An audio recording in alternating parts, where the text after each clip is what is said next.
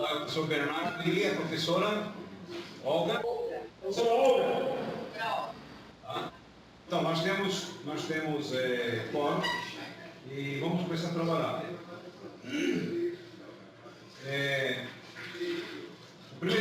Aliás, antes de colocar a pauta aqui em discussão, eu tenho uma sugestão de fazer uma inversão de ordem.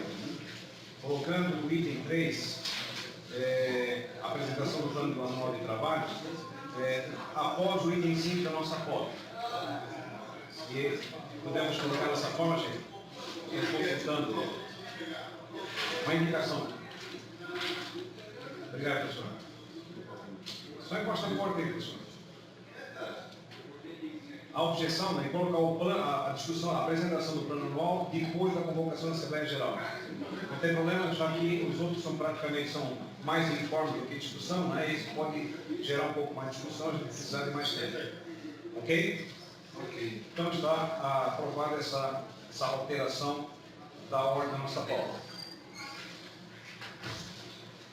Dentro dos informes, eu tenho apenas um informe, pelo menos que eu me lembro agora, o fato de que a gente aprovou a diretoria, tem um texto que já foi colocado no site, e que a gente está deflagrando uma atividade junto aos nossos parlamentares, e amanhã estará viajando o professor Flávio, vai a Brasília, fazer esse corpo a corpo diretamente junto aos parlamentares catarinenses. É uma iniciativa de todas as APs do Brasil, no sentido de trabalhar diretamente em cima dos nossos parlamentares com relação à reforma da Previdência. Isso eu acho que já é um movimento e apenas mais um informe. Isso, professor Flávio. Trabalhar a favor ou contra? Contra a reforma da Previdência. Não sei se ficou dúvida. Não, dúvida não, mas eu, por exemplo, sou um grande parte a favor. Então, não está me representando. Mas tudo bem, mas isso é uma coisa que está sendo discutido aqui na última reunião, né? Por iniciativa da diretoria, fizemos aquele seminário, fizemos toda aquela discussão, né? E resultou num documento que foi colocado no nosso site, e até inclusive a gente sugeriu a ETA, né, de que os nossos filiados, na medida do possível, pudessem também reforçar o envio desse documento aos parlamentares. Porque é o único lugar que a gente pode fazer uma pressão direta. Ok? Esse é o informe. Passamos à ata, então. Tem mais algum informe? Não? Diga, professor Milton. Não sei se vocês sabem, teve vários eventos de falta de segurança, relacionados à falta de segurança no CFM. Teve um furto, teve um assalto aqui num desses corredores, isso confirmado. Teria tido, mas eu não tenho informação, um outro assalto à mão armada de 3 alunos da física, em frente ao prédio da física. Os alunos fizeram ontem uma reunião, eu pude participar só do início dessa reunião. Eu não sei, ao final, qual proposta que eles tiraram e qual encaminhamento que eles vão levar à reitoria, né? Mas é um informe da situação que a gente está tendo aqui no CFM, principalmente nesses blocos aqui que são chamados de forma simbólica e correta de favelinha, né? A gente tem tido eventos quase que diários, né, relacionados à falta de segurança. E brevemente vai vir algo encabeçado e uma iniciativa dos alunos, no sentido de pedir que a reitoria tome medidas para diminuir esse problema. Ontem, conversando com a professora do Departamento de Matemática, ela nos narrou que a secretaria da matemática que fica aqui ao lado foi assaltada. Foi um furto. Foi furtado, houve furto. Né? Foi esse. E também houve assalto a alunos nos corredores e levando, sobretudo, os celulares. Bom, é algo preocupante, né? Eu acho que a gente... Roubaram a escada. A escada dos pintores aqui do prédio, que estava aqui em cima, foi roubada.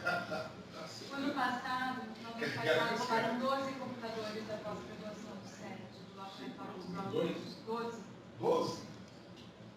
O SED, a câmera não filmou, bem naquele horário. Preocupante. Podemos ir adiante? Professor Nilton, eu acho que na mesma mesmo assunto, é a questão também material que a gente está tendo dificuldade nos começos do ano. Né? Material de consumo dentro da universidade. Posso falar disso? Por favor, eu acho que é relevante, porque a situação não é única aqui. Né? Inclusive, nós temos colegas lá em Araranguá e Joinville também. Eu não me lembro nos últimos 10 a 12 anos uma situação como essa, mas nós somos xerifados, não tem lâmpada. A lâmpada da antessala, as 4 lâmpadas da antessala, da minha sala na física, estão queimadas há semanas. Foi feito um pedido, mas já foi me avisado que o pedido ia ser só aberto e não ia ser contemplado. Tá? Faltam 4 lâmpadas. Já falasse com a direção do centro? Eu não sei, eu não confio na direção do centro. Eu não confio. Está faltando papel toalha nos laboratórios. Está faltando giz. Eu fui ao xerifado pegar giz para o centro e fui informado que só tem 2 centros na UFSC usando giz, o CTC e o CFM. O CTC compra o dele de boa qualidade através da fundação. Tu acha que não é de boa qualidade? Mais ou menos. Tá, então troca com o daqui do CFM. O do CFM é um absurdo, é contrário ao bom uso do dinheiro público, porque ele quebra, ele não escreve direito. Desmancha, como escreve, desmancha. Tem pedra, risca o quadro. Né? Enfim, eu não me lembro no passado recente de uma situação tão ruim assim. Eu estou achando que, inclusive, o clima na universidade, pelo menos aqui perto, né, na física, etc., não anda muito bom. E eu não sei o que a gente pode fazer em relação a isso. Né? Eu comprei, o último giz bom eu comprei. Tá? Mas eu fico me perguntando se eu devo comprar giz, se eu devo comprar lâmpada para vir trabalhar. Né? E eu já compro caneta, quando eu tenho que escrever em quadro branco, a caneta eu compro, cada um diz que é muito ruim, então eu vou ali no centro de eventos e compro uma de qualidade boa. Tá? E, enfim, eu não sei, eu acho que eu vou ser até um pouco crítico aqui, na administração da UFSC passada, se acontecesse isso, as pessoas tinham uma atitude muito mais estudantil em relação a protestar, etc. Às vezes com razão, muitas vezes com razão, mas agora eu estou achando, me parece que eu abro o Facebook e vejo que a UFSC comprou um drone. Legal. E não tem luz na minha sala. Não tem papel toalha no laboratório, que a gente precisa no laboratório de ensino. Mas o drone é para segurança. Que é outro problema. Pois é, um aluno até foi sarcástico e disse, tá bom, então agora eu vou ter o meu assalto filmado. Beleza. Beleza. Gente, assim, eu fui na segurança recentemente, a segurança não tem o que fazer, eles não andam armados. Quando tinha festa aqui, que ainda bem que não tem mais, vinha traficante com segurança armado e o segurança da UFSC dizia, o que eu vou fazer? Eu falei, eu não faria nada. Tem relatos não confirmados de arrombamento de carro, de roubo de carro, tudo recente. Sim, não sei. Talvez seja eu só que estou ficando velho e pessimista. Não, acho que não, professor. Eu quero até então fazer um acréscimo, já que eu não sei quantos colegas aqui que usam o prédio do FM. Um prédio que tem 5 anos, professor Armando. É o seu programa lá. É uma degradação total. Chove dentro, não dá para fazer projeção porque não tem as cortinas quebradas. Os banheiros masculinos que eu frequento, não frequento os femininos, evidentemente, mas está as meninas, inclusive, comentaram que é intransitável. Tá? Aquelas prateleirinhas de vidro que estavam lá, todas elas já sumiram. Tá? Então, é um prédio recente, novo, tem 5 anos, e está absolutamente degradado, jogado nas praças. É outra situação. Eu acho que, não sei se cabe o que nós fazemos aqui, mas eu acho que caberia, já que o senhor é vice-diretor do CFM, talvez, né, não sei se tem mais gente aqui, mas uma manifestação do Conselho Universitário que tem uma sessão na sexta-feira. Eu acho que valeria a pena. Eu vou falar com o Nício, é ele que vai à reunião, e eu também estou esperando para ver o que vai sair dos estudantes. Eu espero que saia algo razoável. Então é isso. Mais algum comentário ou algum informe em relação ao item 1? Não. Temos passado para o item 2, que é a aprovação da ata da reunião do Conselho de Representantes, do dia 9 de março. foi distribuído, gostaria de saber se podemos colocar em discussão.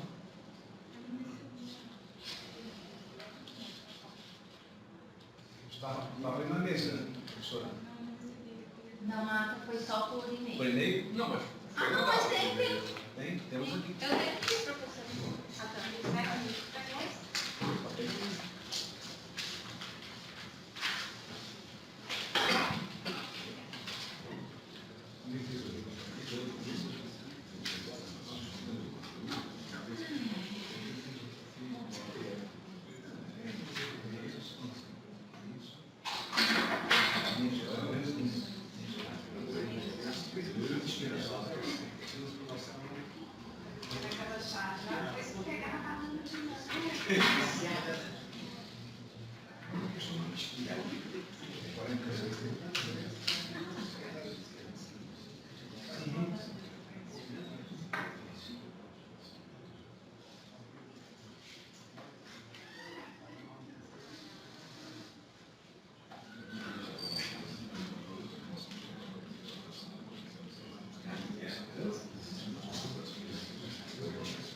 Oi? Não, tudo bem, não. Podemos colocar em discussão?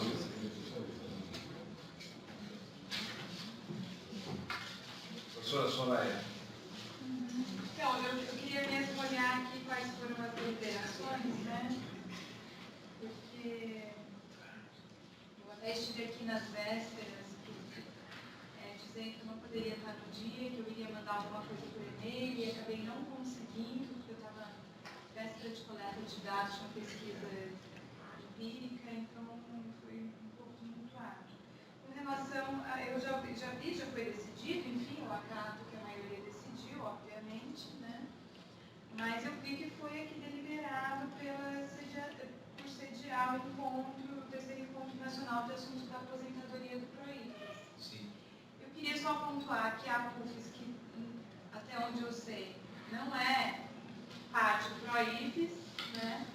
Que em vários outros eventos que envolveram a participação do Andes, que eu inclusive me posiciono mais favorável, a PUFES que não se envolveu defendendo uma imparcialidade que agora, na prática, por meio de sediar a atividade do PROIFES, isso significa que não há uma imparcialidade. Não que o assunto sobre aposentadoria não seja pertinente, muito pelo contrário, acho que a gente tem que discutir com o PROIFES, com o Andes, com quem for esse assunto, porque, sobretudo para aqueles que têm menos que 50 anos, a história vai pegar, né? Pelos próprios cálculos, eu devo me aposentar aos 79 anos.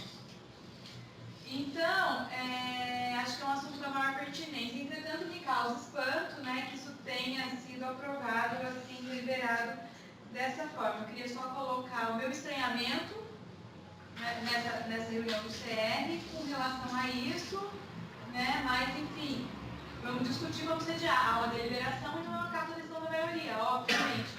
Entretanto, me causa, assim, um desconforto e um estranhamento em relação a isso, buscando coerência com outras discussões anteriores relativas a outros encontros e a outras participações. Professora, eu acho que são coisas distintas. Uma é que isso aqui é um relato de uma coisa que já foi deliberada e está decidida. Então, isso aqui é um relato, é um resumo do que a gente deliberou. Agora, se a senhora não aprovar, teria que encaminhar alguma nota para uma próxima ata, assim por diante. Mas já não, está eu estou manifestando, a minha intenção aqui é manifestar o meu estranhamento e a minha discordância. Só um exercício democrático. Professor Armando. Eu faço minhas palavras do professor. Eu também não estava presente no dia 9, que uma noite de tese naquela tarde. E a professora, ao meu ver, tem toda a razão. Ainda com relação à ata, Newton. Eu não sei se é a hora, mas lembra que no final da reunião eu tinha me comprometido a pedir um texto, uma manifestação sobre os cortes no financiamento de ciência e tecnologia, né? O professor acabou de sair. Eu tinha cobrado dele um texto e entrei em contato com o presidente da Academia Brasileira de Ciências, que é um físico que eu conheço. Ele disse que não teria tempo para elaborar um texto, mas se ele tivesse algo já preparado, ele enviaria. Não tem nada para agora. Mas eu tinha me comprometido a levar isso adiante no último. Eu acho que a gente acabou não relatando porque foi uma discussão em paralelo, né? O senhor pediu para o professor Hélio, né? Professor Hélio. né? Não lembro. Não. Eu sei que foi discutido, mas não foi, digamos, deliberado nada. Foi simplesmente um encaminhamento que a gente pudesse fazer a Eu posteriori. estou também só aproveitando para justificar por que eu não trouxe essa nota hoje. Só um pequeno esclarecimento à professora Soraya, o professor Armando também, é que a diretoria também tinha essa preocupação, né, do envolvimento político dessa ação, né, e justamente por isso que trouxe aqui para o Conselho decidir. Né, porque se não houvesse essa preocupação, a própria diretoria teria decidido sem ter trazido aqui a deliberação do Conselho. Achei que a frase, lá na linha 134, menciona o seguinte: o professor Hélio também explanou sobre o papel da Universidade na sociedade brasileira. O Sr. Hildo Branco solicitou ao professor Hélio escrever um artigo sobre o assunto para ser publicado pela PUSC, ou seja, foi, digamos, discutido, né, para ser encaminhado sobre essa questão. Mas foi apenas uma citação. Só como registro, quer dizer que eu me abstive nessa votação em relação a gente participar, a gente, na verdade, organizar esse encontro, né? Porque eu não tinha contactado meus representados, mas que eu, pessoalmente, também havia com reservas essa possibilidade. Não sei se eu acabei me abstendo, porque eu não... E consta em ata a sua abstenção. Com relação à ata, podemos colocar em regime de votação? Quem tiver de acordo com a ata, permaneça sentado. Aprovar então a ata do dia 9 de março. Então, na sequência, já que a gente está alterando aqui o item 3 para a sequência, seria mais um informe também, mas já está convocado, a Assembleia Geral Ordinária, no dia 5 de abril, como consta do nosso estatuto, por exigência do nosso estatuto, então nós estamos convocando, na primeira quinzena do mês de abril, essa Assembleia Geral. E na sequência, também, claro que a pauta é específica, conforme o regimento, que é a apresentação do plano anual e prestação de contas do exercício anterior.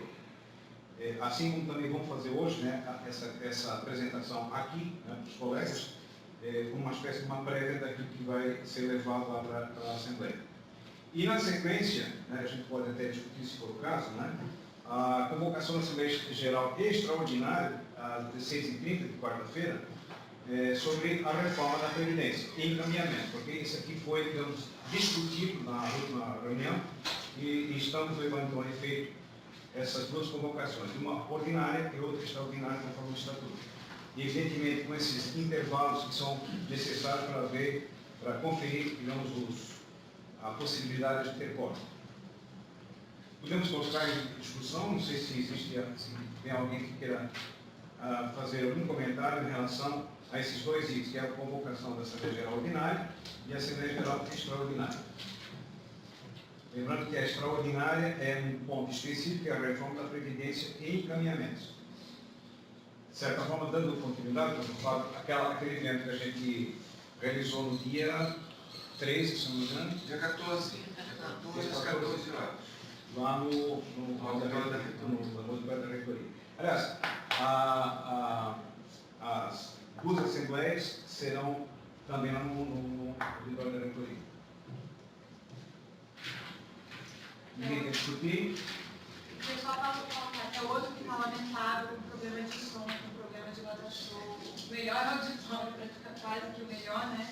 Que teria que pelo menos funcionar o auditório da reitoria, cheio de problemas também. Uma vez que eu utilizei, estava cheio de problemas. Eu só queria dizer a programação desse ponto de pauta sobre reforma da Previdência, se vocês têm alguma programação específica em relação a isso, me desculpe, mas eu não acompanhei se veio alguma coisa do evento. É algo que a gente pode até discutir isso aqui hoje, porque o que a gente quer trazer são informes do que está acontecendo, inclusive em nível nacional, nas outras ADs, e também no Congresso Nacional, e ver qual o tipo de encaminhamento que a nossa base deseja dar isso aqui. A gente sabe que é um assunto polêmico, né? O professor Flávio já se manifestou há pouco, mas a gente fez esse evento justamente para trazer informações de caráter bastante, vamos chamar, distinto, embora na mesma direção. Onde nós tivemos a presença do professor Rolim, do Correios, que fez uma apresentação mais, vamos chamar, mais de política sindical, mostrando os problemas de cada uma dos tipos de aposentadoria que nós temos aí, na verdade são 4 tipos. Tivemos um membro do DIES, José Álvares, se não me engano o nome dele, e tivemos também uma apresentação de uma ótica mais técnica, jurídica, do nosso assessor jurídico, doutor Pedro Vitor Machado. Então foram essas 3 apresentações, uma breve discussão no final, né? E isso foi gravado. Eu até queria perguntar, não sei se o Maurício tem essa resposta, que tivemos uma audiência, uma presença de em torno de 50, 60 pessoas, né? E que o acesso ao material gravado, que foi para o nosso canal, né? Ele já tinha mais de 120 acessos no dia seguinte. Hoje, sinceramente, eu não vi, mas eu posso olhar, posso posicionar. Então, apesar da presença física ter sido bastante baixa, ou seja, dentro do nosso tradicional, mas o acesso ao material eletrônico está sendo bastante consultado, né? Lembrando que aquela discussão que fizemos no ano passado sobre com as entidades,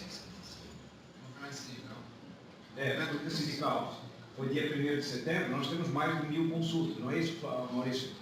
Mais de 1000 consultas só. Aquele do seminário. Então é isso. Em discussão ainda, esses 2 itens, professora Yara. Eu achei que foi uma boa iniciativa, eu já tinha relatado isso, raramente sou procurada pelos colegas para discutir essas coisas de questões para levar o sindicato, e isso tem acontecido muito depois dessa questão da Previdência, né? Então, acho que é uma resposta para os colegas que estão preocupados com isso. Já tinha esclarecido a questão do próprio debate, né? A presença no debate não dá para ser medida como indicador, não dá para ser tido como indicador de mobilização, porque, quer dizer, todos nós aqui somos professores, a gente sabe tanto que a nossa vida é desafiante, a cada dia a gente mata 3 leões, né? Então, às vezes, o professor não pode ir ao debate, mas se tratando de uma Assembleia Geral, pode ser que haja maior prioridade ao tempo dele, né? E é uma forma de ver também isso, né? Agora eu pergunto o seguinte, se por um acaso nessa Assembleia Geral houver uma manifestação, lógico, primeiro, se houver quórum, né? E segundo, se houver uma manifestação por um encaminhamento na forma de greve, aí teria de ser convocada outra Assembleia Geral com indicativo de greve, é isso, né? Para votar. Então, só para eu entender. 2 dias. Tem todo um ritual, né? Sim, que está contemplado no nosso estatuto. Tá. Mas eu queria agradecer, porque acho que de todo modo já é uma resposta que eu posso dizer aos colegas uma medida que está sendo tomada, né? E eventualmente, se eles não comparecerem depois nos procurarem para levar as suas inquietações, eu vou mencionar, eu mandei um e-mail para todos os colegas explicando a importância, falando que a própria Assembleia Geral já era uma resposta ao que eles estavam colocando, para ver se eles, né, vão participar, discutir isso. Então, nessa direção, eu queria só fazer uma referência a um comentário, um slide apresentado pelo nosso assessor jurídico, o Dr. Pedro Pita. Ele classificou a situação como 3 cenários: céu, inferno e purgatório, para poder classificar as diferentes situações para a aposentadoria hoje. Então, claro, vai depender, como a professora Soraya já fez as contas, né, que esperamos que isso não aconteça, né, as diferentes possibilidades, porque isso tudo é possibilidade, está lá em discussão ainda, né, da quantidade de tempo necessário para se aposentar e a questão também pecuniária. Quanto é que vai perceber cada um naqueles 3 cenários colocados. Nesse sentido, inclusive, eu estou tentando fazer contato com o professor Gil Vicente, que é matemático e fez um estudo fazendo uma projeção ao longo do tempo, quanto cada uma dessas categorias, eu digo, categoria de aposentadoria, vai poder perder durante um certo tempo. Então, ele tem feito artigos a respeito disso e eu quero ver se a gente consegue resgatar, talvez inclusive botar no nosso site, né, professor Leno? Nesse sentido, porque a projeção não é nada favorável. O Valor Econômico tem publicado excelentes artigos sobre o tema. Professor Armando. Eu ouço a convocação, né? Mas aí é importante, a bolsa está se movimentando finalmente, né? Nesse tema que é bastante ardente, bastante controverso. Mas, pela nossa experiência recente das assembleias, né? Tem um bom, ainda que o tema seja acadêmico, a experiência sucedida das assembleias bem-sucedidas do passado recente e das más-sucedidas do passado mais recente ainda, das últimas, né? Mostra que tem um bom aquecimento, né? Fica bem difícil a motivação, as pessoas todas uma agenda carregada, e faz parte do aquecimento. Foi aqui elogiar o e-mail da professora Diana, a todos os nossos colegas do departamento, né? Associados e não associados, um e-mail excelente, né? Motivando, especialmente os mais novos, né? Mas a todos. Né? Então, mas faz parte bem do aquecimento, algo que infelizmente as diretorias últimas, as quais nunca geraram nenhuma assembleia, ao contrário das diretorias que geraram assembleias. Qual é a diferença delas? Elas aqueciam via decisões eletrônicas. Metiam na cara, escreviam, né? Isso desapareceu do MUSE para cá e por isso fica mais permitido, não sei se só por isso, mas isso é um fator que contribui a não motivar, não estimular, etc. Desaparecendo diretor. Então, o que é que nós temos? Temos a convocação. Aí veio na prática, são 12 assembleias. Outra coisa que no passado, outras assembleias, até conseguimos pobres, umas assembleias fantásticas, né? Não tinha esse tratamento que eu chamaria, sei lá, estatutário, né? Sindicatos como nós, para mobilizar pessoas, porque sentir que as coisas estão pegando, tem luta, que tem, né? Coisas vivas, né? Isso aqui é uma coisa muito cartorial, fria. A pessoa vem aqui, uma hora que parece que é bem confuso. Isso aqui não, tem só 15 horas, mas na hora que presta atenção tem 2 assembleias, umas 15, outras 16 e 30, e uma é uma pauta bem desmotiva, aprovação de contas. Então, isso já confunde, né? Então, a gente pode ter o risco, acho que espero que não aconteça, né? Que esse tipo de tratamento, de 2 assembleias, simultâneas, na prática são 2 horários diferenciados, cria uma confusão, cria uma satisfação e desmobiliza. Eu vou ficar a tarde inteira, não sei o quê. Né? Então, eu acho muito ruim essa forma. Ok, o estatuto coloca assim, mas nunca foi assim no passado, não precisa ser assim no presente nem no futuro. Né? Eu acho que você um outro tratamento que convocação, né? Essa é a minha opinião. Né? Ainda que seja importante que tenha convocação, mas dessa forma que confunda, que fala 15 horas, o cara vai chegar a 15 horas, não, 15 horas é o negócio do estatuto, vamos embora. Né? Vou ficar aqui das 16h30. Ninguém vai fazer isso. Ninguém vai fazer isso, sinceramente. Fora da diretoria, talvez. Ninguém vai fazer isso. Então não faz sentido. Você quer jogar tiro na água. A forma. Claro, dá para reverter, dá para aquecer, acho que dá para salvar o negócio, até porque é uma grande satisfação, espero que tenha uma massa lá, né? Mas dessa forma aqui é muito fria, muito ruim. Muito... Bom, eu queria fazer alguns comentários também. De fato, professor Armando, a última assembleia que a gente tem conhecimento que deu quórum regimental foi em 2012. E nós temos um problema sério, que é burocrático, que é legal e que é importante, que é a questão da prestação de conta, que desde 2012, se não me engano é a última que a gente teve, não me lembro bem, 2012, tá? Foi a última assembleia que tivemos com quórum e que, de certa forma, contempla essas preocupações. Agora, nós não podemos rasgar o estatuto, né, professor? Eu concordo com o senhor que tem, digamos, uma certa debilidade nesse movimento todo. Agora, voltando inclusive no comentário com relação à questão da participação, o Maurício fez a consulta, nós temos aí 212 pessoas acessos à gravação desse debate. Né? Também o professor Paulinho, que esteve aí, conversando com ele percorreu o Brasil inteiro, do Ceará ao Rio Grande do Sul, fazendo essas palestras com relação à reforma da Previdência. Quando ele esteve aqui, disse para nós que a nossa foi a de maior número presencial, surpreendentemente. Depois teve uma no Rio Grande do Norte, deu um pouquinho mais de gente, pelo menos pela fotografia. Então isso é um fenômeno nacional, professor. É um fenômeno nacional.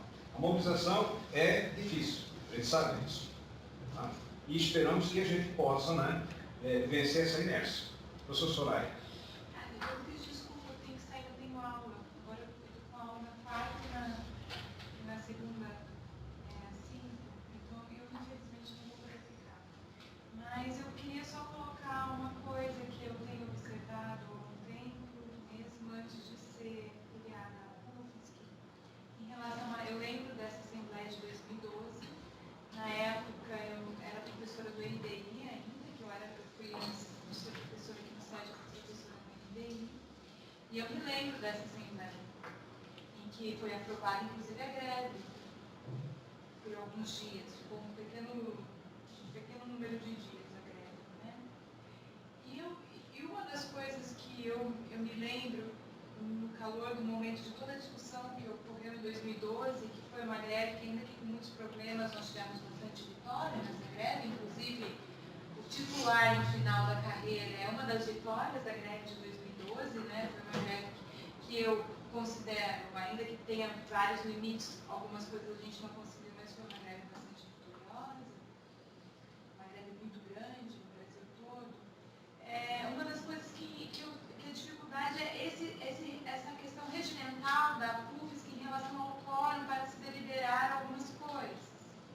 Embora tenha sido feito várias justificativas, as quais eu, teoricamente, tenho pleno acordo, como, por exemplo, que a maioria, que uma minoria não engula uma maioria com relação à deliberação, e não por isso o quórum é fundamental. Entretanto, a prática mostra que o número de pessoas que efetivamente participam de assembleia do movimento sindical na UFSC e em outras entidades também, outras instituições, é muito menor. Então, muitas vezes, a gente não consegue deliberar porque não tem quórum, porque as pessoas não estão preocupadas com o que está acontecendo no âmbito da política, no âmbito da carreira, no universo da universidade pública, com o futuro das próximas gerações, com o que afeta os estudantes, com a física que não tem X, o SED que teve computadores roubados, né? Muitas vezes os professores estão mais preocupados com seus laboratórios individuais, que estão bem estruturados, que já estão equipados, com recursos privados, etc. e tal. Então, eu só estou colocando uma provocação, acho que aqui a gente não vai ter tempo de amadurecer isso, mas de qualquer forma acho que tem que discutir essa questão regimental. A gente tem um diagnóstico que a participação é muito inferior ao que é estipulado pelo regimento e que a gente tem, sim, dificuldade de deliberar por conta das amarras burocráticas do regimento. E acho que é uma provocação que eu estou fazendo ao coletivo aqui, com todo respeito, claro, para que a gente possa amadurecer esse tipo de discussão. Veja bem, o diagnóstico que foi dado pelo Rolim, foi isso? Foi o Rolim que viajou, né, de norte a sul, da participação das assembleias, isso não é novidade.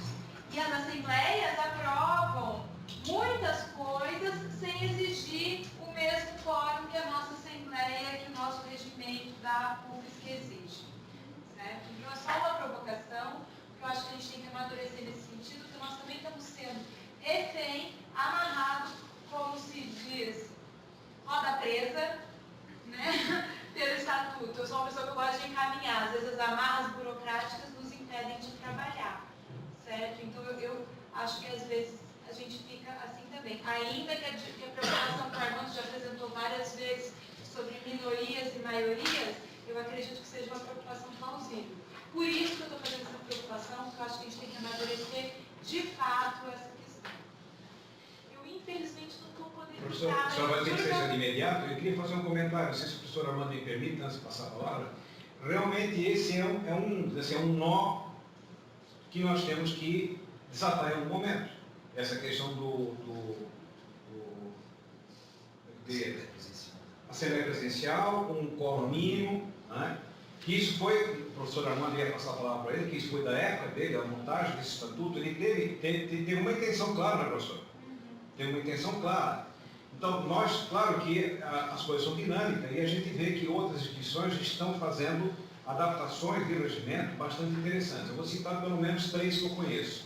A do Rio Grande do Sul, a de Goiás, que é mais recente, eu acho que não tem um mês, né, aprovaram agora uma mudança do regimento, e também São Carlos. O que eles fazem? Eles fazem as assembleias sem um quórum mínimo, discute-se e as deliberações são feitas de modo eletrônico em 2, 3, 4 dias consecutivos.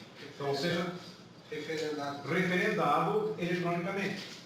Então, abre-se um espaço maior, não se decide presencialmente, justamente por todas essas dificuldades que a gente tem, inclusive agora, nós estamos aqui com vários campos, né? Araranguá, Itipã, Blumenau, Joinville. Então, é um problema a mais que a gente tem, uma dinâmica a mais, que evidentemente na época que se convocou o estatuto não tinha esse quadro. É isso, professor Armando, já passar para o professor.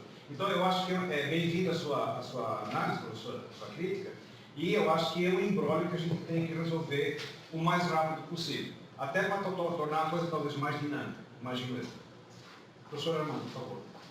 Vocês me desculpem pela indelicadeza de falar e sair, que coisa mais feia, tá? Mas é isso, a gente tem compromisso de horário e não tem o que fazer. Minha colocação é que eu não concordo com a quebra de quórum, né? Mas concordo que possa se flexibilizar nessa direção. Nós erramos naquela ocasião de não ter feito decisões online, né? Você tem a próxima, né, professor? Você quer a próxima. Então, acho que é possível fazer decisões de deliberações online, né? Assembleias online é possível. Mas, de qualquer modo, ter patamares mínimos para deliberar é fundamental. Significa que a minoria tem que mobilizar a maioria. Não faz sentido uma greve de minoria como no passado, né? A minoria precisa mobilizar. Agora, a deliberação pode perfeitamente ser virtual. Isso, de fato, é um problema nosso. E aí nós temos um segundo problema, porque para nós alterar o estatuto para fazer essa deliberação tem os quóruns, né? Mas, de qualquer modo, eu insisto naquela minha colocação.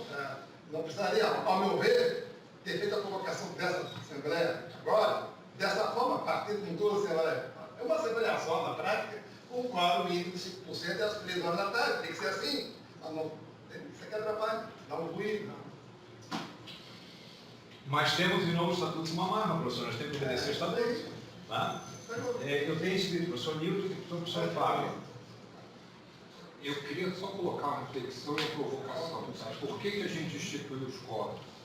Porque as assembleias, na época do ônibus, elas tinham um número muito pequeno de professores que tomavam a decisão pelo conjunto, né?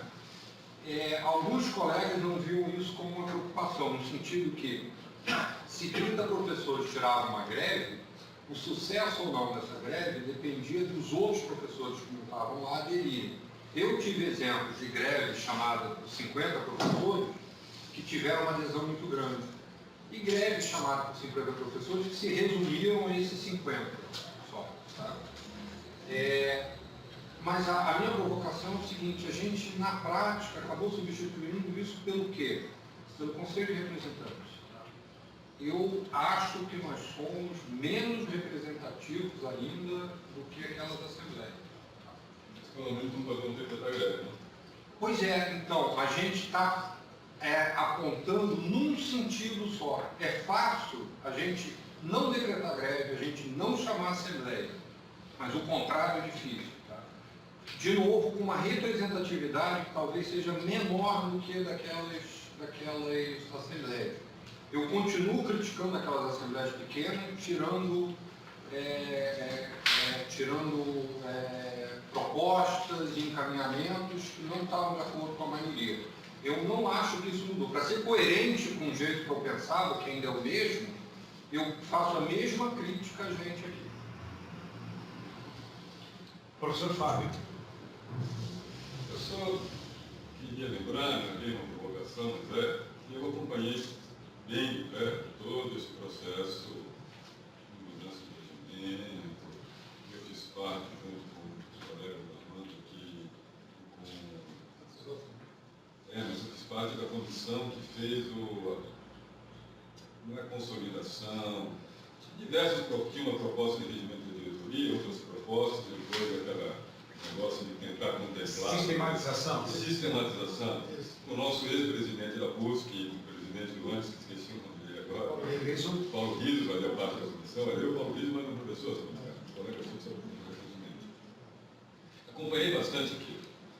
E tendo acompanhado aquilo, uma das coisas que evidentemente nós estamos procurando, por mais que vocês queiram colocar uma vírgula, uma pontuação, ou que o entendimento seja diferente, é que o espírito evidente de quem participou daquilo, desse Conselho de Representantes, é que teria que ter aqui 25% do número de departamentos da universidade.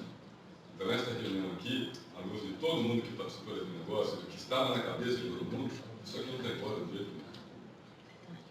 Embora sei que isso já seja um assunto conhecido, porque fizeram outra interpretação que dá para fazer e tal, mas isso foi uma realidade alternativa, digamos assim. Eu quero discordar em parte, professor, eu quero dizer, é uma questão de redação. Nós temos aqui o professor Porta-Nova, que é da área, pode talvez até nos ajudar a esclarecer uma questão redacional que é técnica, é uma coisa técnica que deu margem a essa interpretação. Mas o espírito jamais foi esse. Tudo bem. Posso até concordar, porque eu fazia parte do espírito era outro. Mas a parte redacional... me parece que a redação é clara também, né? Mas sabe como é que é, né? Sempre é possível ter interpretações diferentes, mais variadas pelo mesmo texto. Fez uma vírgula aqui, muda o sentido da interpretação e da intenção do, vamos chamar assim, do redator. Mas tudo bem, vamos tocar o mais alguém inscrito? Bom, nós estamos, na verdade, que é com relação às convocações, né? Na verdade, são duas convocações do professor Armando. Agora, evidentemente que, quais são as sugestões para a gente mudar esse quadro, professor? Help! Não, só dizer que já foram convocadas, né? Já foi discutido, acho que é simplesmente para novas convocações levar em consideração as observações. Muito antigamente, desculpa, tinha aquele negócio que chamava reuniões de centro, né? Mas que hoje se praticava. Quando tinha assembleias, dentro das assembleias, alguns professores do centro faziam reuniões no seu centro, às vezes com 5, 6, 10, 20 pessoas, e já amadurecia um pouco o assunto, e já discutia, já mobilizava. Mas hoje já passamos por essa experiência lá no CTC, de convocar a reunião ali, e apareceu o camarada que convocou, e mais um que era amigo do sujeito, que não podia estar sozinho. Eu interrompi alguém, desculpa. Eu só estou pensando alto no sentido que o Armando falou, e se a gente dividisse essas assembleias para evitar esse problema do cara, às vezes ele lê até uma assembleia 15 horas sobre a prestação de contas, se não me engano, né? Não vou. Aí o cara nem lê o resto. Se a gente pensasse em dividir isso 2 dias seguidos, uma assembleia de prestação de contas e outra discussão da reforma da Previdência. De novo, eu só estou pensando alto e não sei, queria ajuda. Né? Posso pensar alto também? Professor, não é importante que o senhor apareça às 15 horas, que isso não vai ter quórum mesmo, mas apareça às 16h30. Ninguém vai aparecer para essa reunião de prestação de contas. Né? Ninguém. É uma diretoria só. Mas e nem completa. Mas está na nossa Bíblia. Eu sei. Eu tenho o professor Fábio, o professor... Não, tudo fora, já o professor Valentim, o professor Lúcio já falou, né? Já. O professor Valentim e o professor Porta-Nova. Professor Valentim, por favor. Acho que as convocações já foram feitas, fica muito ruim agora retirar a convocação para outra coisa. Aí cria mais confusão. Se quiser fazer a convocação no site, bota um lugar e bota no outro lugar outra convocação. Ver que é coisa diferente, não bota junto aqui. Uma das intenções era, já que o professor vai se deslocar, pelo menos é um pensamento altamente otimista, é que já que ele vai se deslocar, se desloque para as duas. Tem um custo só, tem digamos, um investimento só em questão de tempo. A gente sabe que é difícil, Professor Portanova, completou, professor? Professor Portanova e professor Armando. Não queria justificar, assim, como a professora justificou por que saiu, vou justificar porque eu cheguei um pouco atrasado também, no motivo de atividade acadêmica, que foi na hora, mas eu acho assim, ó, independente do regimento, existe um ambiente político no país que ultrapassa as esferas burocráticas administrativas do cotidiano da vida sindical. Ou seja, há um governo que cada vez tem menos legitimidade, está mais envolvido com os casos de corrupção que derrubaram o antigo governo e que está propondo algo extremamente antipopular, pouco discutido e de algumas falácias que foram apresentadas no debate de quem esteve aqui. Confundir uma assembleia regimental, estatutária, em termos homologatórios de conta, com uma assembleia política que deveria mobilizar a categoria e que pode justificar uma paralisação para além daqueles que têm quase uma doença, um nervismo como doença. Hoje eu acho que existe um ambiente que pode justificar uma mobilização, porque quem entra não tem nenhuma expectativa de sair, ou está completamente desmobilizado enquanto categoria, e os que tiveram conquistas estão na iminência de poder perder as conquistas que tiveram. Ou seja, há uma condição política de chamada de greve para a discussão da situação nacional da categoria.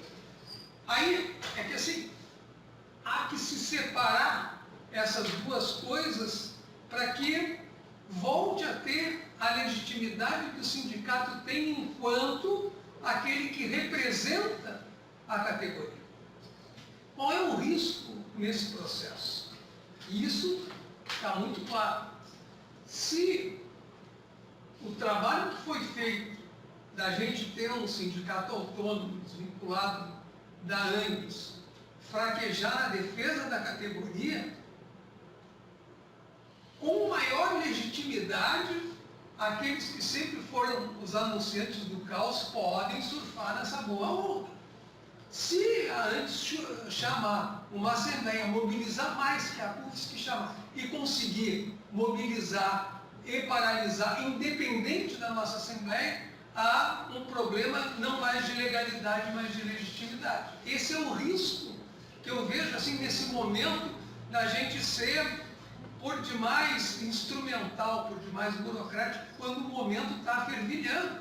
A gente, quer dizer, embora o debate tivesse muito esvaziado, os termos do debate está muito claro que é uma insatisfação extraordinária, principalmente do serviço público com esse governo. No meu entender, o governo vai recuar. É tanta a insatisfação e a falta de legitimidade que ele já recuou na Previdência dos Estados, na Previdência dos municípios, já fez concessão dos militares, vai fazer concessão dos professores e vai ficar só os trabalhadores mesmo, não vai ter nada. Essa é uma avaliação, eu diria, um pouco otimista do processo, mas pela falta de legitimidade, não pela vontade que o governo tem. O problema é, assim, ó, quem pode ganhar novos professores, quem pode ganhar adesões dentro desse processo, sinceramente, não é confundindo um processo administrativo com a emergência de um processo político que está praticamente afetando a vida de todos nós. Eu acho assim, chamar uma discussão política numa assembleia e com um tema exclusivo, com tempo delimitado, é um tipo de atrativo. Chamar para deliberar sobre contas da gestão. Entende? Eu acho que tem que ter assembleia de contas, mas o momento político está exigindo outro tipo de atitude que, se nós não tomarmos, outros podem vir e tomar a frente, como de fato já está acontecendo. Esse é o meu único medo. Quer dizer, a minha tranquilidade é que parece que está desmobilizado para todo mundo. Parece assim que não é só do nosso lado que está desmobilizado, do lado de lá também está. Mas o ambiente, como há muito tempo eu não via, eu ando nos corredores, é aluno, é professor novo, é professor antigo, é professor aposentado, voltando para dizer, mas o que estão fazendo? O que a gente faz? E olha que eu estou num dos cursos mais conservadores que tem nessa instituição. Então, assim, só para a gente pontuar um pouco qual é o objetivo daqui para frente que nós queremos enquanto sindicato, enquanto conselho, tá? Enfim. Eu tenho o professor Armando. Professor Palmeiro. O Fábio tem uma excelente sugestão, Assembleia de Centro, ou reunião de centro, né? A última reunião de centro que nós fizemos de socioeconômico foi em 2012, nas vésperas daquela Assembleia que gerou a greve, e naquela reunião teve pelo menos, não sei se foi a última, estou lembrando dessa. Teve uma ainda, depois que eu entrei que estava cheio, aquela também tinha umas 30, 40 pessoas, e teve uma coisa aí que nem era naquele ambiente, e aí era a professora aqui também, e tinha umas 30 pessoas também, né? Mas devia ser sobre a outra. Não, eu acho que tinha um pouco de uma presença massiva do serviço social. Sim, então ali de socioeconômica, as últimas reuniões que tivemos, poucas, tiveram 20% ou 30% dos professores do centro reunidos. Se no CTC, as reuniões do centro são treino d'água, em outros centros provavelmente não. Seria uma sugestão, né? Ajudaria a dar um aquecimento. Obrigado, professor. Professor Palmeiro. Eu acho que a gente precisa levar em consideração o que a gente está fazendo em termos de movimento docente aqui na nossa instituição. Ano passado a gente fez uma rodada que foi aquela ideia de seminário sobre movimento sindical, de manhã e de tarde. Depois mais, no final do ano a gente fez sobre a PEC 55, foi um debate. Recentemente, aqui no dia 14, a gente fez essa discussão sobre a reforma da Previdência, os impactos que isso gera na nossa categoria. Achei que foi muito interessante, só que naquele debate ficou faltando alguma coisa, ficou faltando um cenário onde os professores pudessem deliberar alguma coisa. E foi aí, inclusive, que a gente já tinha a ideia de encaminhar, e aí essa deliberação, obviamente, que o próprio Conselho aqui já havia discutido isso desde o ano passado, que a gente deveria chamar uma Assembleia no momento para a gente deliberar algumas coisas. Eu acho, de fato, que existem as amarras do Estatuto atual, muito embora, lendo o Estatuto, ele não pede a consulta eletrônica, tanto é que a gente fez a eleição, vamos chamar de paralela, da eleição para reitor, junto à nossa categoria, e acho que os resultados foram bem interessantes, eles basicamente se comprovaram.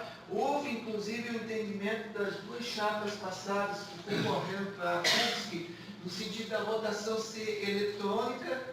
No meu ponto de vista, foi um acerto a gente fazer dessa forma, foi inédito isso na nossa universidade, e acho que as deliberações, essas deliberações mais importantes, podem inclusive ser mantido no quórum, mas se você transformar isso em algumas deliberações online, você consegue atingir muitos professores que têm aula, que estão orientando, que estão fazendo atividades diversas naquele determinado momento. Basta a gente levar em conta que nós temos, dos nossos quase 3.000 sócios, nós temos 1.500 sócios que estão na ativa e 1.500 que são aposentados. Então, a gente, para contar como quórum, a gente precisa levar em consideração esses quase 3.000 sócios que votam. E a forma de você pegar esse voto, de fato, alguns pontos eles poderiam ser via eletrônica, sim. Então, eu acho que foi um acerto O que a gente está encaminhando até o momento, não estamos dissociados. A CUFSC, inclusive, ela acompanha o movimento nacional, que é um trabalho junto aos parlamentares. Então, aquele documento que a CUFSC apresentou, inclusive, que é o documento da entidade, ele vai ser protocolado para todos os deputados catarinenses.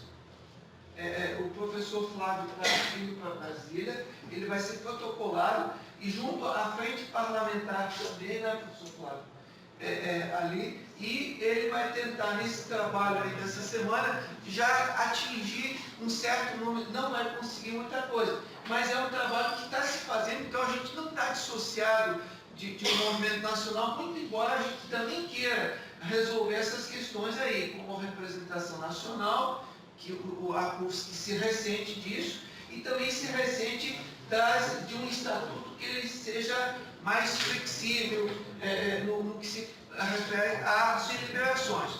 Então, eu acho que, do meu ponto de vista, professor, nós temos que privilegiar, sim, a Assembleia de semana que vem, no dia 5, no sentido da gente conseguir o maior número de pessoas e, por que não, talvez até atingir o quórum que a gente precisa. Acho que é 180, né? Não. 248, para ser mais preciso, a última contagem. Eu teria que até fazer uma notificação, porque você tem adesão e tem existência, morte, etc. Mas em torno de 2.800 alguma coisa. Maurício tem esse número? Não.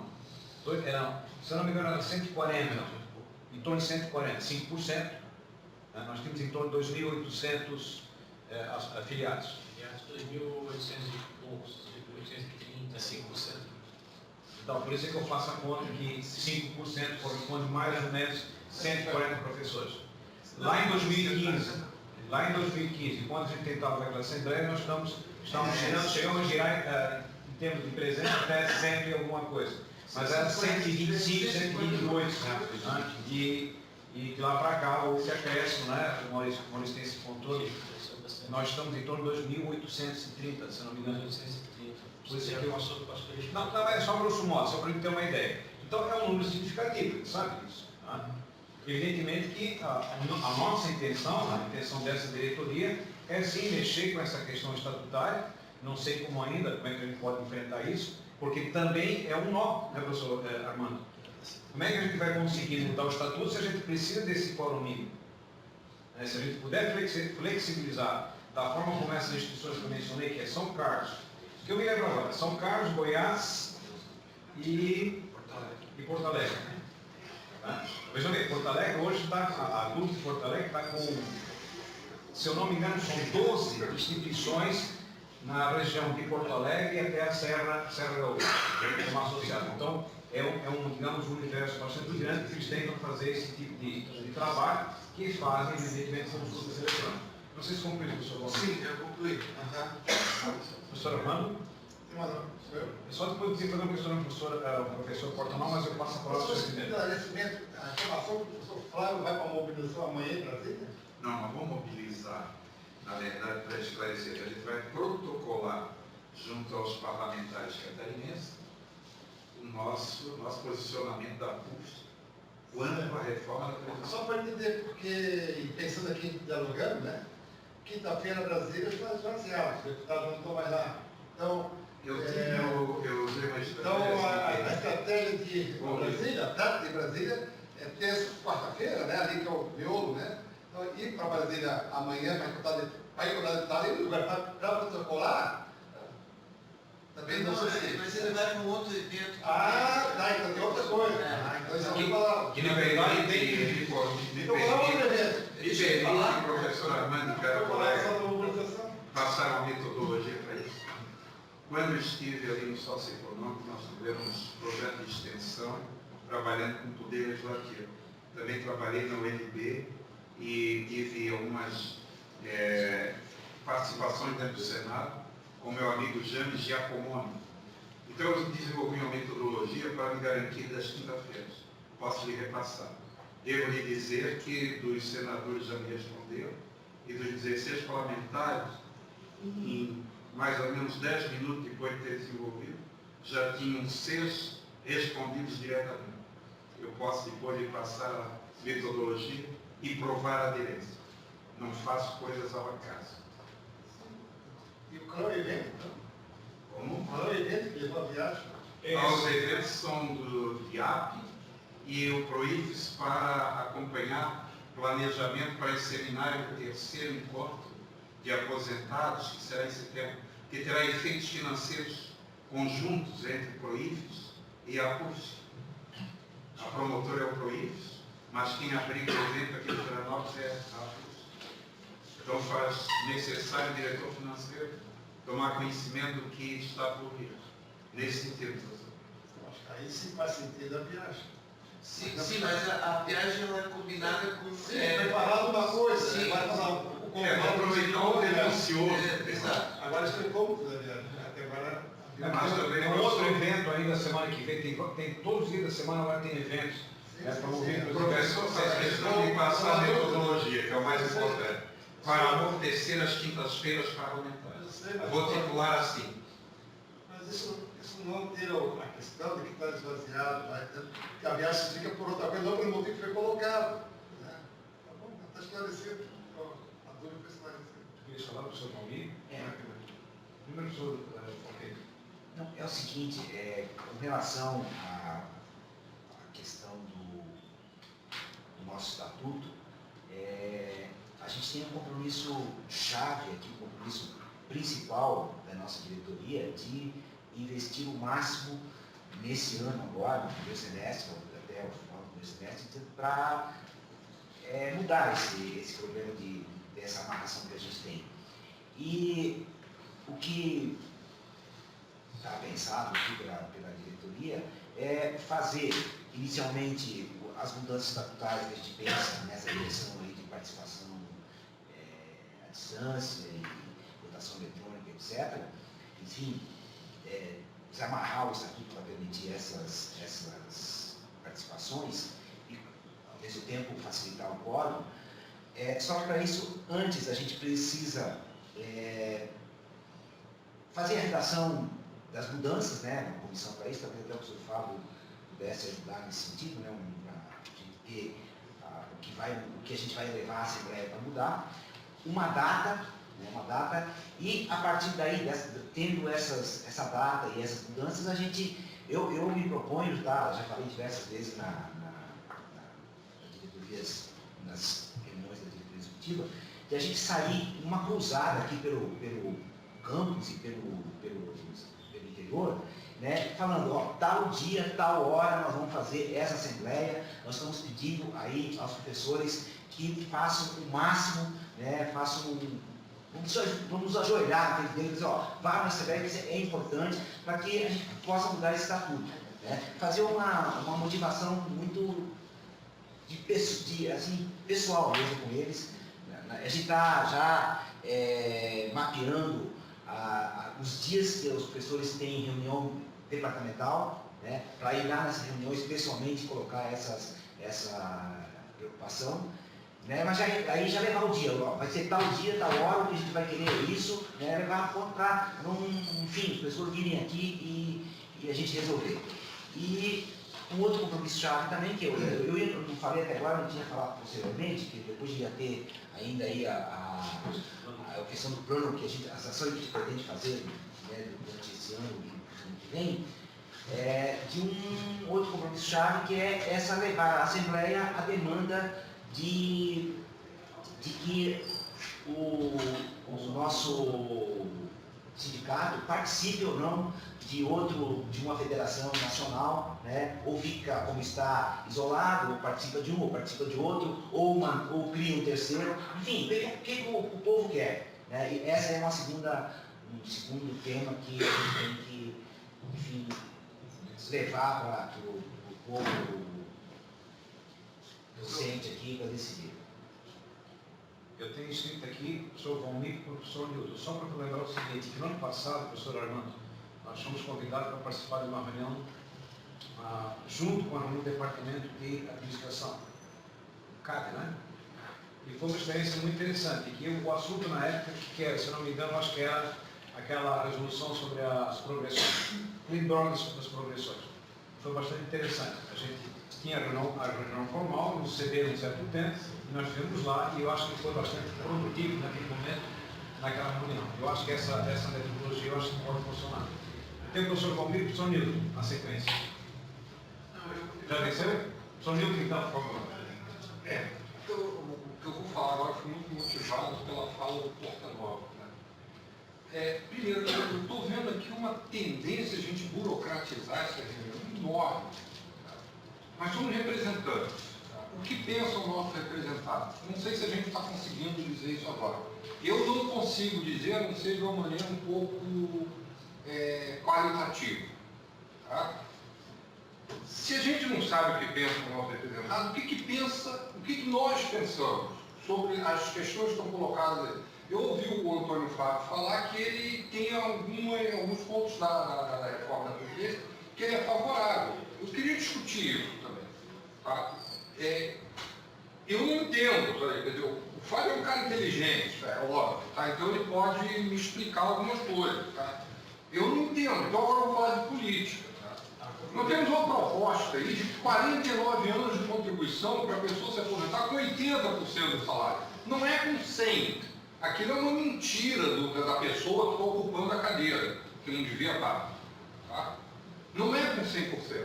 A minha filha é privilegiada, né? Graças ao Armando e a Yara aí, que formaram ela é privilegiada, ela começou a trabalhar aos 21 anos. Tá? Mas ela está indo trabalhar agora na Austrália, então ela não vai contribuir no Brasil. Se ela não contribuir e ficar 10 anos na Austrália e voltar, ela vai morrer sem se aposentar. Okay? Como que se justifica que você pague por um benefício que você nunca vai poder gozar? Eu não entendo, eu sei, eu sou físico só, então não tenho newtoniano nessa história. Tá? Mas eu não entendo. Eu vejo agora esse problema da terceirização. Ele pode se aplicar ao funcionalismo público, não pode? Nós vamos contratar professores terceirizados? Professores agora vão ser taxistas, entrou aqui, liga o taxímetro, saiu, desliga. É isso, não é minha visão de educação. Tá? Eu venho de uma área de pesquisa pura, mas tem outras aqui, tem matemática.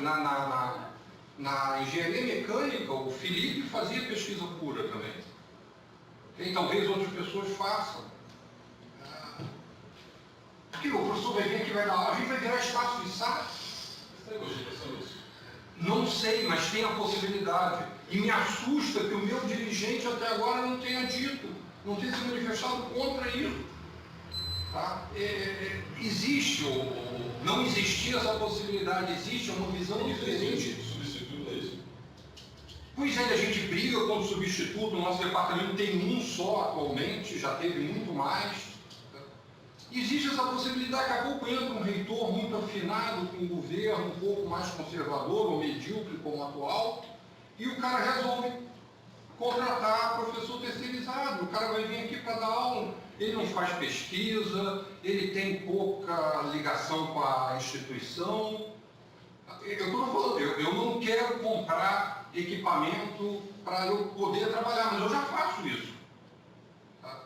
Qual é a ligação desse professor, possível professor terceirizado com a instituição? Eu não sei, talvez tenha uma mudança agora fundamental, a gente tem que discutir essa política. As pessoas não concordam com isso, aparentemente o Antônio Fábio tem uma certa concordância. Eu discordo completamente. Não é isso. Aqui você está falando como se tivesse um edital para abrir concurso de professor terceirizado, que é um negócio que vai acontecer isso, provavelmente tem que mudar um monte de legislações internas e externas, regime jurídico único, diálogo, que isso não está previsto. Não, isso pode até que um dia vir acontecer, mas é um negócio que não está posto mesmo. Aparentemente, essa proposta de terceirização permite que ela seja aplicada no funcionamento público. Regime jurídico não foi rachado. Foi. Se eu entendi direito, foi rachado. Não tem nada a dizer sobre isso. Não tem uma discussão que seja acalorada, que o Antônio Fábio me conteste, né? Que a gente, mas vamos discutir isso, gente. Pô, sabe, eu não sei, eu olho até... Eu, em particular, acho que a gente tem uma estabilidade muito precoce aqui entre os professores, mas professor ter estabilidade é um troço fundamental no mundo inteiro. porque ele tem que ter liberdade de fazer pesquisa, independente do que o patrão ache, do que o governo acha. Podemos discutir, 3 anos é pouco, a gente tem um estágio probatório meio de mentirinha, né? Vamos discutir isso agora, eu não sei, terceirizar. Eu acho que a gente está mudando de uma forma fundamental o arcabouço que a gente tem hoje, sem nenhuma discussão. Essas coisas estão passadas por um congresso, gente, que tem 2/3 com problema na polícia, na justiça. E na polícia? Na justiça, sabe? Isso está sendo passado por esse congresso. O último parlamentar a ganhar uma diretoria lá no Petrobras foi o Romário. O Romário, imaginei, pô, o que o Romário sabe fazer? Embaixadinha. Então vai para Itamaraty, pô, fazer embaixada, pô. Sabe? E o cara ganhou uma diretoria lá, enfim. Tá? Quer dizer, não estou dizendo que o governo anterior não fizesse isso, mas agora pode. Aí o Romário não vai ser o presidente da Petrobras, né? Indicou alguém.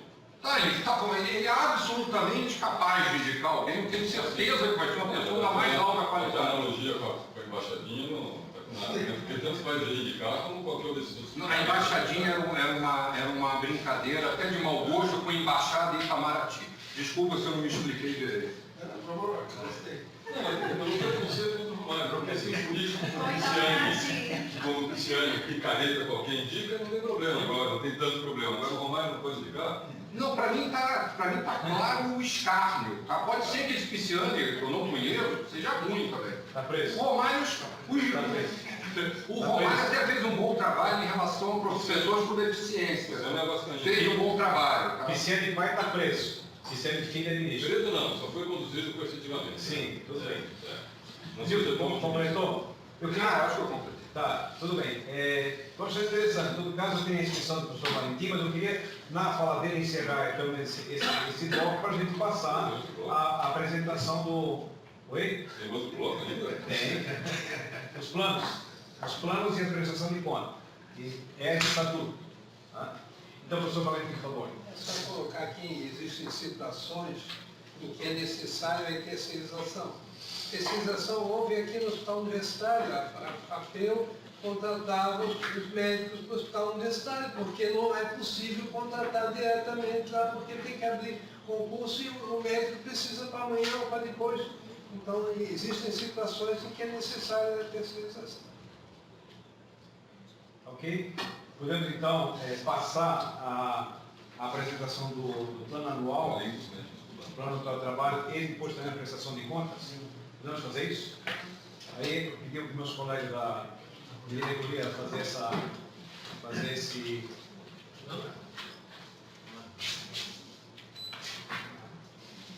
Quem faz a primeira parte? São duas coisas. O plano é o Juvelino, né? Mas o relatório somos nós. Antes do plano, Primeiro o senhor, depois o professor Flávio. primeiro o relatório. Isso, é. Então nós fizemos aqui uma instrução de tarefa, né? Entre o professor Valmir, o professor Juvelino e o professor Flávio. Depois do projeto aí...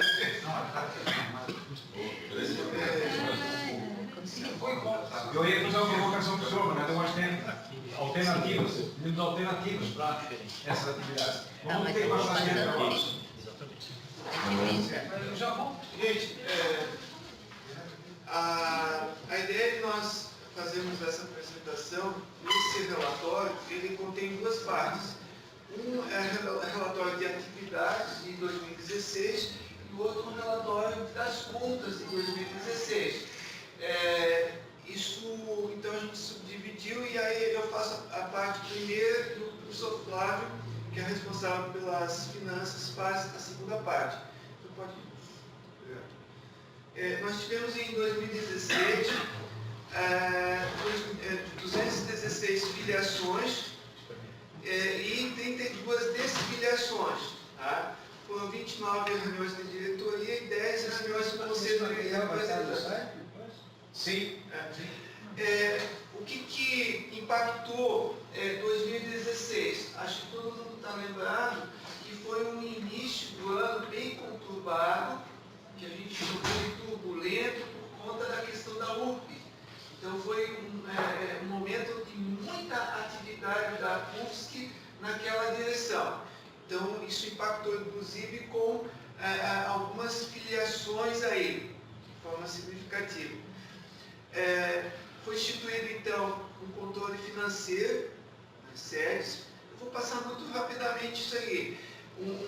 Instituído um controle patrimonial dos bens da UFSC. Foi realizada a eleição eletrônica para a diretoria da UFSC no final do ano, se se lembram bem. Foi contratada uma auditoria que está realizando o trabalho, uma auditoria contábil e financeira relativa a esse exercício de 2016. Depois o professor Flávio pode aprofundar alguma coisa nesse sentido. Foi instituído reuniões mensais do setor jurídico para tratar de assuntos relativos a essa questão. Então a gente tem feito algumas reuniões com a assessoria jurídica da UFSC até para alimentar a própria diretoria e alguns temas que foram trabalhados nesse sentido. Pode continuar. Desculpa. Foi feito algumas reuniões porque a gente teve o seguinte, teve a posse do novo reitor, em maio, mas antes mesmo disso, nós já tivemos algumas conversas preliminares com esse novo reitor da universidade. Então, o assunto mais polêmico dessa passada, no início de 2016, foi de fato a questão da URP. Foram protocolados ali 1.800 casos de professores, foram atendidos 1.800 professores que foram atingidos com aquelas citações. Foi revogada, nisso a gente teve também uma certa contribuição, eu falo enquanto diretoria da UFSC, a questão do procurador da universidade, a gente achava que o reitor pudesse, de certa forma, e ele fez isso. Uma das coisas que o reitor da universidade fez, logo no início, foi a substituição do procurador na universidade. Foi revogada, aqui a gente tem a data de 13 de julho, da nova portaria, mas tinha aquela portaria do Montezuma que desconsiderava, do passado, que desconsiderava o interstício e também os direitos financeiros em relação a isso. A nova portaria que foi publicada em 13 de julho, ela mexeu nos interstícios, ou seja, no tempo, mexeu na questão temporal, ou seja, recuperou o direito real de cada professores e não mexeu exatamente na questão dos direitos econômicos, porque cada professor tem uma realidade, uma situação, mas a assessoria jurídica da UFSC tem possibilidade de tocar esse trabalho, seja pequenas causas e outras questões mais. Reuniões com a CPPD, a gente fez rodadas, inclusive trouxemos esse assunto aqui, está bem lembrado para vocês, sobre composição, sobre dinâmica de funcionamento, sobre acúmulo de processos, sobre várias questões relativas à CPPD, porque a gente entende que essa CPPD é a parte viva mesmo, funcional do nosso docente. Foram feitas reuniões com a reitoria de ensino, algumas tratativas que foram feitas, então a gente passou a ter esse relacionamento um pouco mais frequente com a atual reitoria. Tá? Isso em 2016. Nós tivemos palestras sobre o FUNPRESP, no auditório do Max e Flora, palestras sobre o regime de trabalho. A assessoria jurídica, então, passou a atuar mais diretamente nisso, sim, principalmente o Rafael. Eu me lembro que aquela reunião que a gente teve no departamento de administração, a presença do advogado Rafael é bastante esclarecedora nesse sentido. O debate que houve sobre organização sindical no dia 1º de setembro, no auditório... Aqui tem uma incorreção, né, Maurício? Aqui já estamos 1.000 e pouco, né? 1.000. Não, debaixo, professor. Não. É invertido. Tem 1.000... Eu acho que é invertido. Isso. Tá invertido os números. Usa um Tá? só, mas o número de acessos ao vídeo, tá? Eles estão invertidos, Os valores aí. Não, é 1212, né? Que eu coloquei hoje. 1212? Não, 212. 1033 e 212. Só que 212 foi o que a gente fez esse ano. Tá, mas Isso aí basicamente... não Isso aí não é, tá certo. Isso aí tá certo. Certo? É isso mesmo. Isso. Então, a interpretação dele Então, esses dois eventos, os dois, o debate e o seminário, eles presencialmente tiveram a faixa de 50 pessoas participando. O que foi avaliado tanto pela diretoria quanto pelo conselho de representantes aqui, porque a gente trouxe a avaliação desses dois eventos, foram avaliados positivamente essas atividades que foram feitas. Pode passar. A participação em comissões,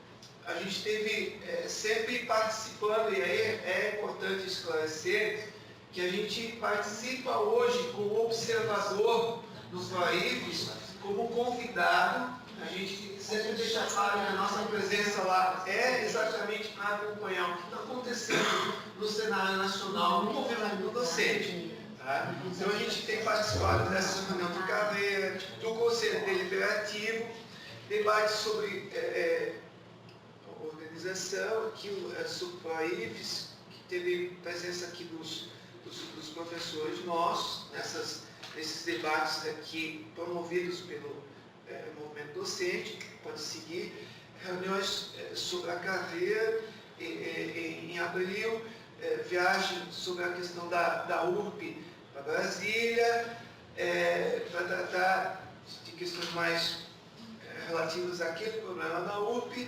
reuniões de PROAIFs sobre conjuntura, ali, viagem novamente, pode seguir. Algumas outras, aqui, principalmente, aqui, o Encontro Nacional, por exemplo, que nós participamos, o Sr. Wilson, o Valmir e o Sr. Gonzaga, que foi um encontro nacional em Natal, que é o fórum do movimento docente na linha da federação, do PROAIFs, a gente esteve participando, e alguns eventos aqui que são mais locais. Então, por exemplo, nas sedes, coquetel no início do ano, aqui reuniões com docentes, a palestra, isso acaba se repetindo nessas sedes aqui. Atendimento jurídico por Skype e tal, seminário, que foi tudo feito com transmissões. Pode seguir. Nas outras sedes é a mesma dinâmica, as mesmas atividades.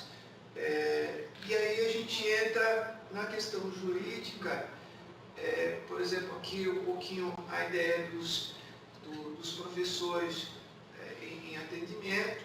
Aqui esse número de atendimentos é relacionado bastante à questão da UFP, principalmente. Né? Aqui podemos... Eu acho que aqui ela só um ponto um pouquinho. Aqui eu acho que são coisas um pouco distintas, né? Esse 1216 são atendimentos específicos que os professores buscam atendimento lá no Max Flora.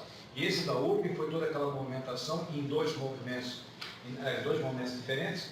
No primeiro momento, 1557, ele foi atendido aqui e lá em cima, né? A manifestação e a reconsideração. E depois veio o segundo momento da URP. Então, observe aqui, só nesses dois aqui dá quase 3.000 atendimentos, né, junto com os nossos funcionários na questão da URP.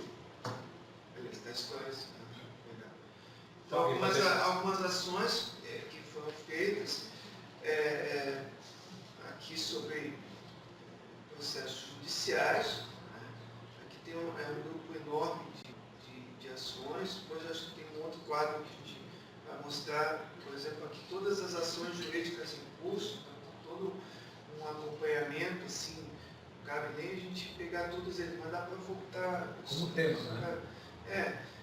Então aqui tem alguns processos do segundo parágrafo ali, a questão do antes, né? Que tem essa discussão toda, né?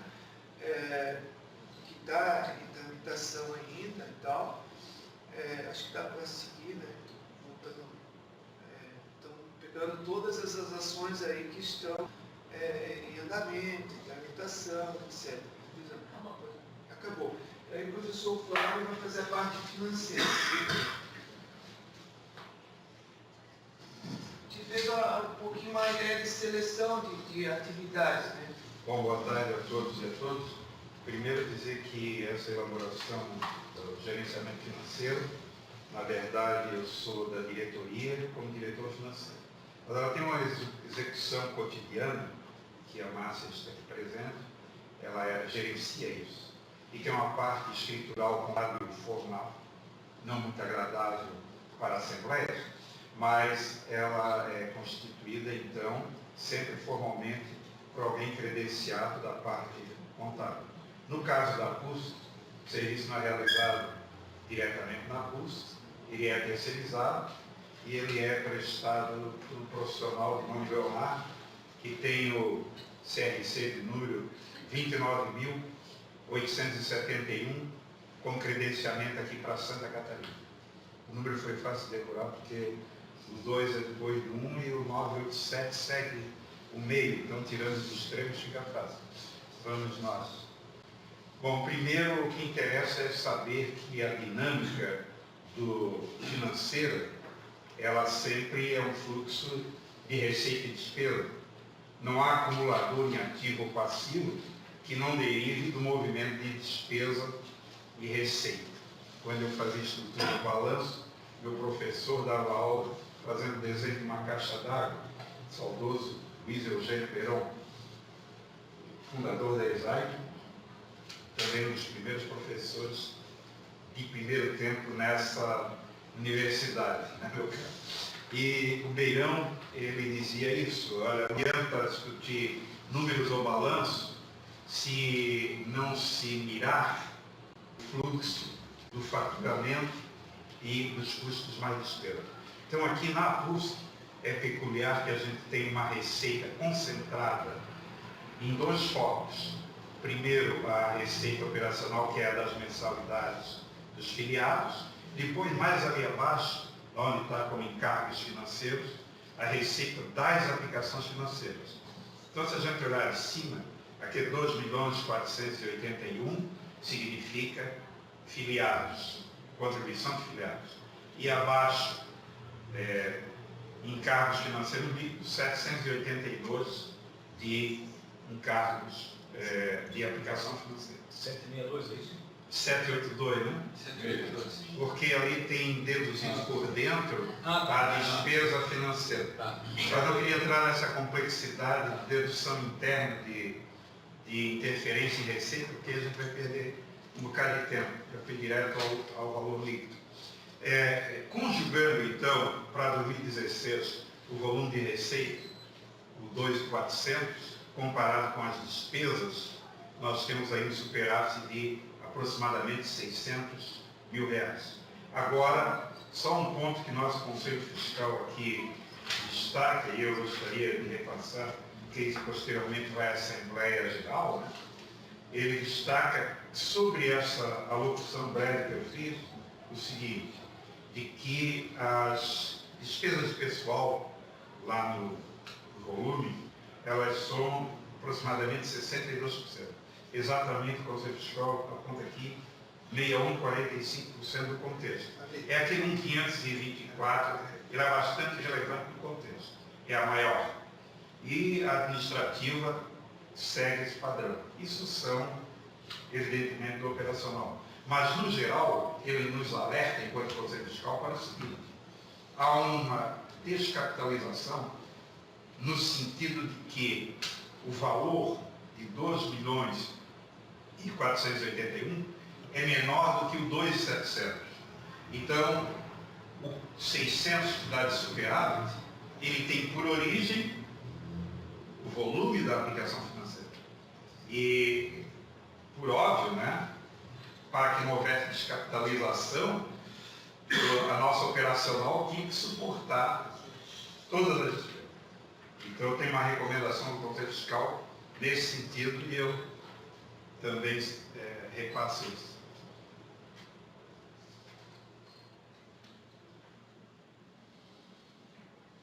bem que a gente não tem que pagar ainda.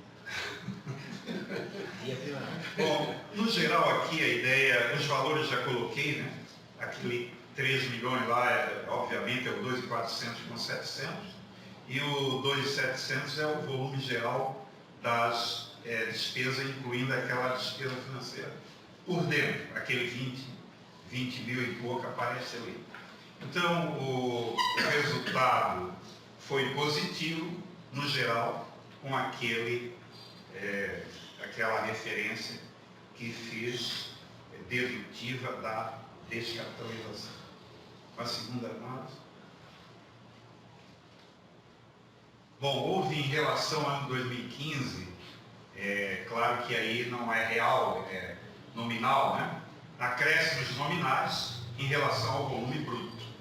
Se a gente tinha em 2015 para a receita um valor de receita bem na frente, 2015, 2.970, nós fomos a 3.309 em 2016.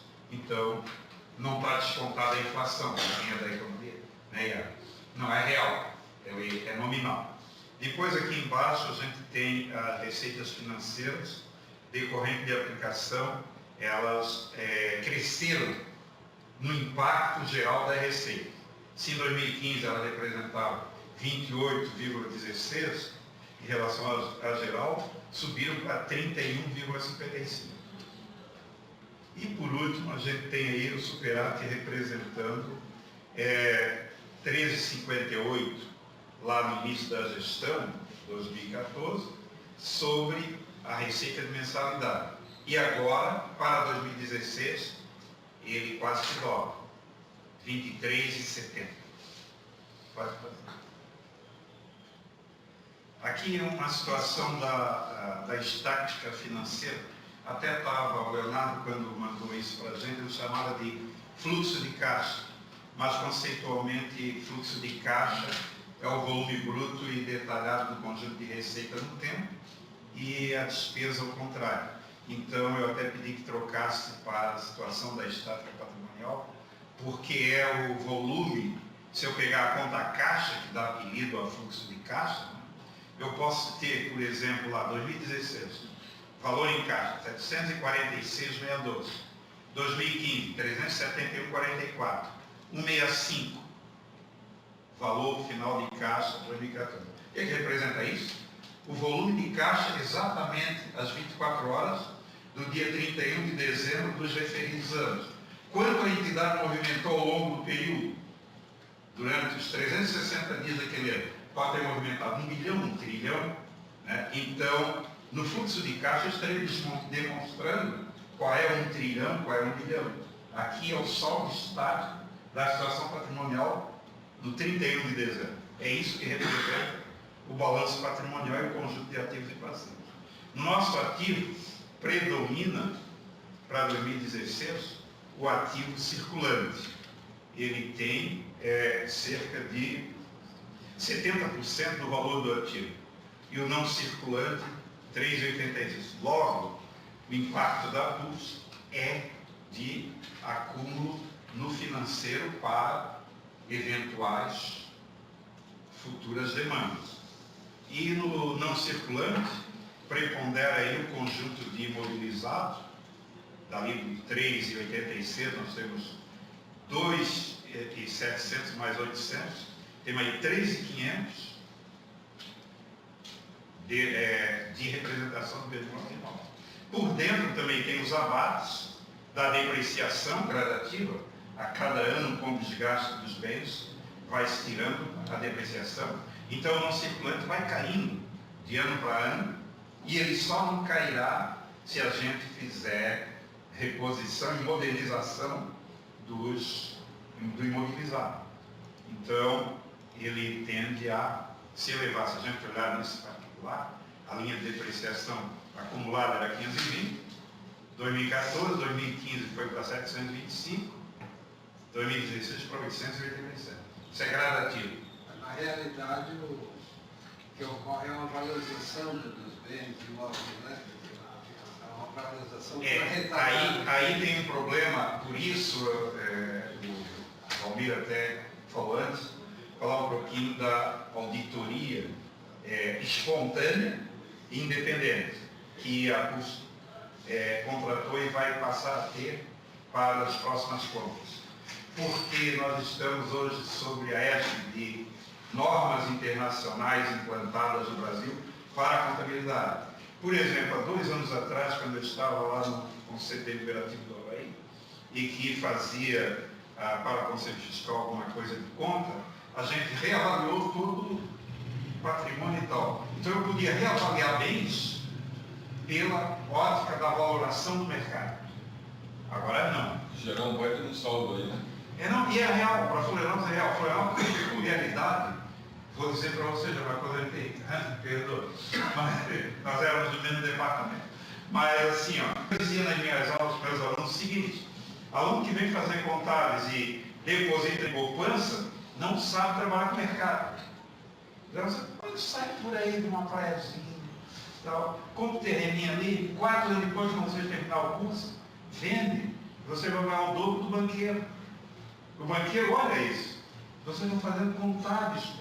Então, numa ilha maravilhosa. Então, bota dinheiro no terreno, compra um lotinho lá no interior do Campestre. Quando se formar, você não ganha dinheiro. Bom, então é isso, só para exemplificar e dizer que a reavaliação, ela não é admitida mais por essa ótica de que valorou no mercado. Só quando eu for efetivamente vender. Então, isso não se pode, né?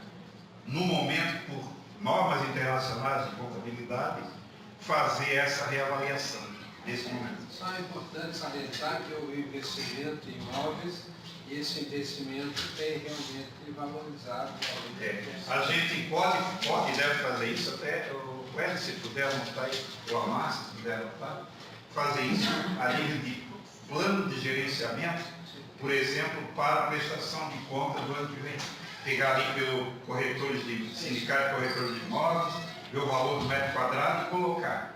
Né? Mas isso é reserva para fins gerenciados. E é muito importante, Valente. Mas tem um detalhe também, é claro que, conversando com os colegas daquela da auditoria, que também, apesar de ter uma valorização, vamos chamar nominal do mercado de imóveis, também tem a depreciação do próprio imóvel. Então, claro que é uma conta de somar e diminuir. Para a Trindade é muito relevante o que o Valentim falou. Eu digo porque acabei de vender um apartamento aqui no bairro e essa noção se confirmou. Eu vendi, final do ano passado, eu vendi um apartamento aqui na Trindade. E o fenômeno que você comiu o apartamento aconteceu. Então, mas assim, só para esclarecer, do ponto de vista legal, não dá para colocar ali reavaliação. Não é admitido mais. E antes era. É muito importante isso. Antigamente era. Tem o real e tem o legal. Tem o legal. Infelizmente.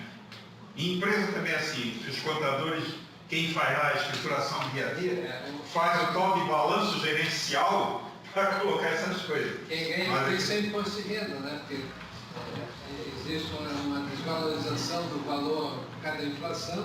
E existe uma valorização real. Então, quando o leão bota a boca, ele... ganho em imóveis. Aí você é tributado por tudo, porque aí a depreciação não conta. Bom, muito bem lembrado. Depois, a parte do passivo, nosso passivo também, ele é tipicamente um passivo acumulado só no patrimônio social. Lá embaixo é que está o grosso, 10 milhões e 500, 9.900 aqui. O nosso passivo circulante é irrisório. Não irrisório, porque 600 mil é bastante dinheiro, mas irrisório do ponto de vista relativo em percentuais. Porque nós temos um ativo circulante de 7.400 e temos um passivo de 600. Isso aí, se a gente fosse ver o tal índice de liquidez, né, que é a dor de pescoço de toda a empresa, principalmente do microempresário, seria um absurdo, né, o nosso índice de liquidez. Mas, claro, a instituição, nós não estamos no mercado, nossa finalidade é outra. Mas a situação é muito tranquila. Só queria destacar uma mudança que foi feita, já com os resultados dessa auditoria permanente e auditoria operacional que se faz, que foi aquele remanejamento da reserva especial lá. Vocês olharem, 2015, estava no passivo não circulante. Ele vem do patrimônio social, que ele me deu em 300, o mesmo valor, exatamente o mesmo valor, como reserva de contingência. E a tendência, isso é uma coisa boa. Nós vimos ontem, INSS, né? É o 4,5 de INSS que a gente cobrou em cima de quem tinha plano de saúde pela política. E a tendência é que isso não seja paga terceiro. Se não for devolvido o paga terceiro, vai ter que incorporar como resultado para a entidade. Então ele está para um destino futuro. Mas ele não era passivo não circulante, porque ele não tinha exigência de pagamento imediato. Então isso já foi uma recomendação dessa auditoria. Não sei, temos mais alguma coisa?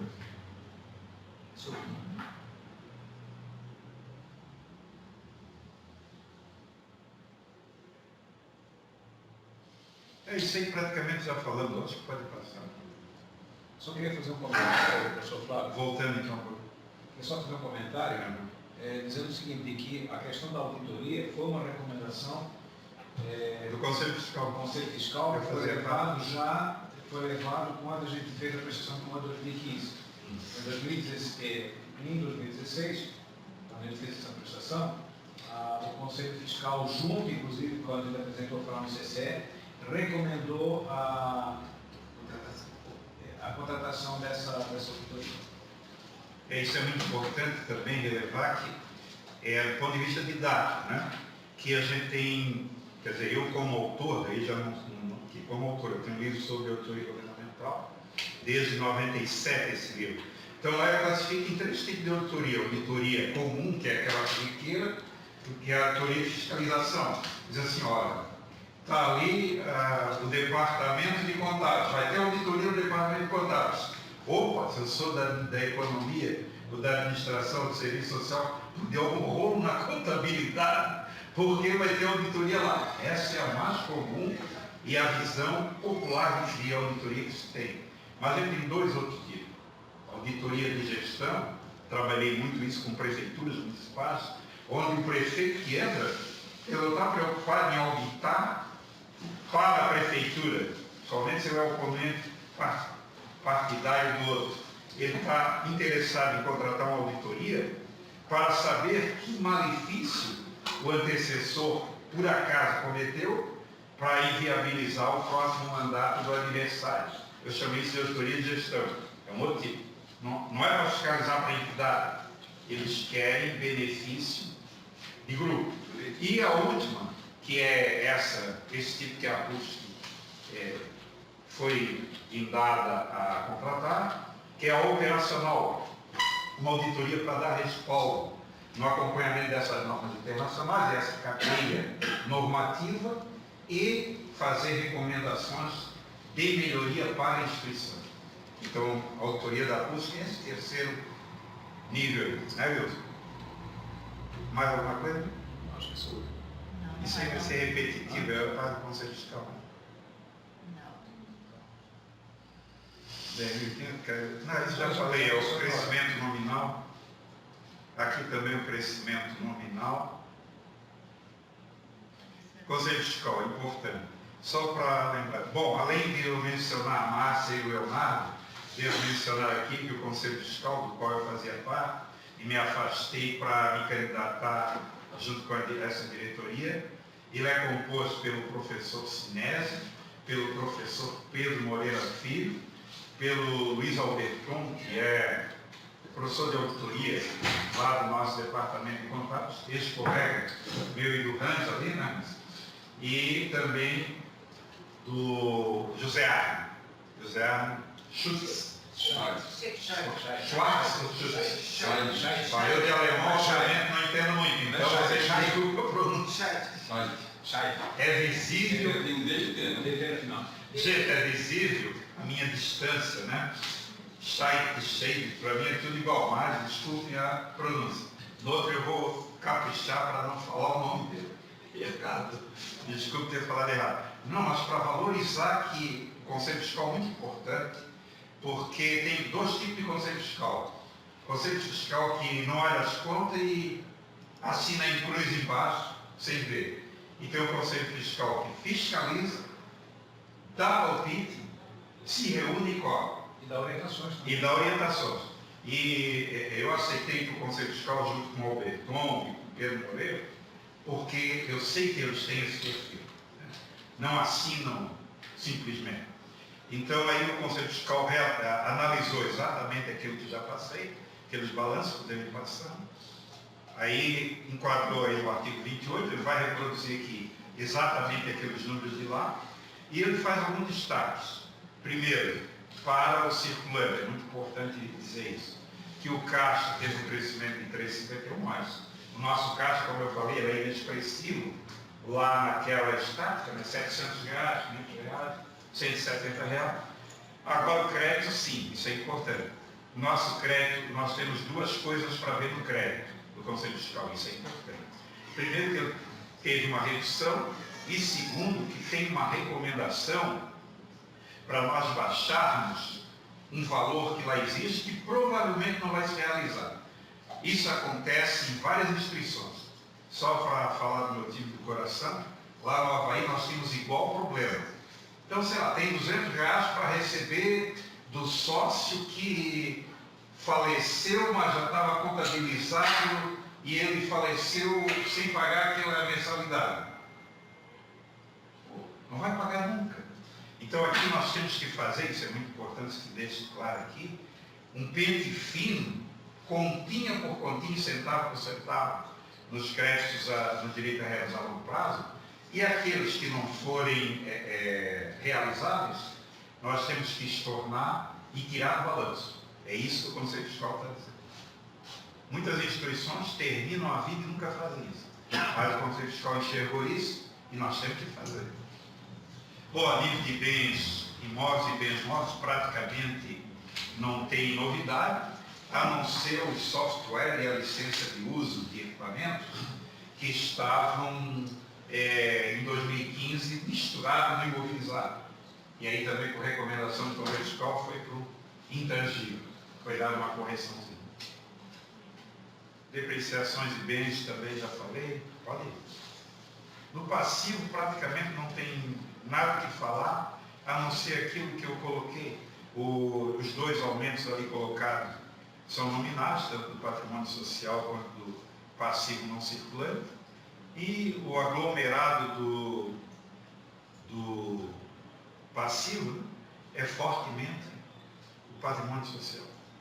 Das receitas e despesas também já falei, repete e confirma, isso é importante dizer, aquele 588 que é o superávit. Confirma por total. Tem uma voltinha só na despesa ali, só para... Importante ver aqui na despesa, mais para baixo. Aqui, exatamente. Ali, ó, os crescimentos desordenados, né, em cada item. Então, assim, ó, se a gente teve média de 6 a 10% de variação nas contas, cada conta de despesa tem um circuito de variação diferenciada. Um reduziu 59%, gasto com publicidade, outra reduziu aproximadamente 6% nas associativas, impostos subiram 35% e pessoal 12%. Então, só para dizer que não há uma linearidade nessa instituição quanto à oscilação das despesas. Depois, há uma recomendação, mas isso eu já falei também, isso é importante dizer, uma recomendação que o Conselho Fiscal faz. Recomenda-se promover ajustes nas mensalidades ou nas despesas a serem realizadas no próximo exercício, para não descapitalizar a custa. Aquilo que eu já falei no início. Se a receita da mensalidade não cobre todas as despesas da instituição e precisa a aplicação financeira socorrer, a médio e a longo prazo, a instituição tende a, pouco a pouco, do ponto de vista financeiro, ir quebrando e diminuindo, asfixiando. Então, eles fizeram uma recomendação explícita aí para a diretoria. Enfim, eles dão a ideia, né, de que, a ideia não, de um atestado de que os balanços refletem adequadamente a movimentação e a posição patrimonial, estando aptas a ser submetidas para a Assembleia Geral. Que podia dizer o contrário. Quer dizer, ó, não está apta para levar para a Assembleia Geral, volta, refaz e nos traz novamente. Então, em suma, acho que é isso. Acho que me demorei um pouco mais. Quanto tempo deu? Era para 30 minutos. Eu não marquei. Não deu isso? Então eu estou contente. Diga, Fábio. Na Assembleia você não pretende apresentar tudo isso, né? Não pode? Não é comum? Eu acho muito extenso. Sintetizar bem. Eu pego aqui, tranquilo. Eu acho porque, muito extenso. Porque cada entidade, Fábio, tem a sua dinâmica. Lá no Havaí, por exemplo, quando a gente apresentava, olha, cada item desse dava uns 10 minutos de discussão. Então, depende do coletivo aqui. Tranquilo, eu vou aceitar ou dizer. Vamos reduzir. Talvez até fazer uns gráficos para ser mais rápido. Pegar ali. Obrigado, professor. Mais alguma? Tranquilo, é isso? Eu acho que... Obrigado. Obrigado. Vamos passar então ao Juvenil fazer uma rápida exposição da questão de plano. Bom, eu vou aproveitar a expressão do Fábio ali, aproveitar o adiantado da hora para passar assim rapidinho aqui pelo material que a gente tem, porque depois de qualquer forma esse material vai estar disponível, então eu vou só, mesmo que a gente está com o baixíssimo e... Bom,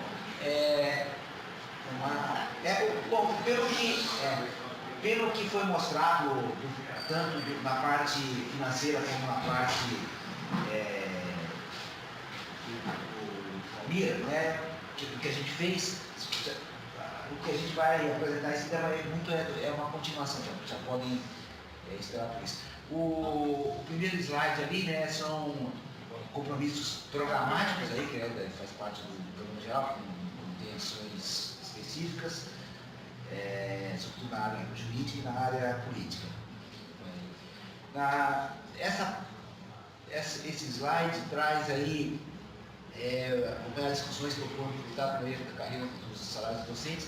A gente lembra agora, sobretudo nesse período que vai vir agora, a Lei 13.325, que foi promulgada em julho do ano passado, né, assim que o novo presidente entrou, que mudou, que corrige, quer dizer, que colocou aquela convenção salarial nossa e introduziu um novo escalonamento das diversas classes, vai tornar mais linearizada os saldos, as progressões, né, entre os diversos níveis de diversas classes. Então a gente tem que ficar atento ali nessa aplicação dessa lei, que vai, acho que ela leva uns 2 anos, 2017, 2018, se não me engano. Né? Além, lógico, das campanhas salariais que não estão embutidas ali nessa lei. Né? Mas essa lei a gente tem que ficar atento para que ela seja, enfim, implantada de acordo. Em seguida, lutar pela melhoria das condições de trabalho dos professores, isso é um compromisso programático também, e que a gente pretende, nesse aspecto aí, trabalhar muito em consonância ali com a disposição da universidade, né, nos programas de saúde que eles têm, nos programas sociais, de forma geral, e questões pontuais de insalubridade, de periculosidade, etc. E ações, por exemplo, o professor Valentim colocou outro dia que tem muitos professores que têm ações de telefonia, né, de companhia de telefone, quando você comprava um telefone, você comprava automaticamente ações da empresa, e tem muita gente com ações, já esqueceu até, a gente pode resgatar esses valores. De enquadramento também dos professores naquelas diversas gerações que trazem problemas, às vezes, a universidade não faz conforme a lei manda e a gente tem que ficar seguindo. Próxima. Aqui é só anterior ainda, as coisas que a gente já tentou e evidentemente que tem que botar carga, porque foi discussão aqui, entre aspas, o acompanhamento de CPPD e progressões e as resoluções, que, na verdade, que rege a carreira do professor. Tá? E com a mudança agora na Pró-Reitoria, o professor Felício saiu, entrou o professor Marino, a gente está tentando voltar a carga. O professor Toninho, que esteve aqui antes, mencionou que, para anunciar na linha, de que terá acontecer uma consulta pública em relação à junção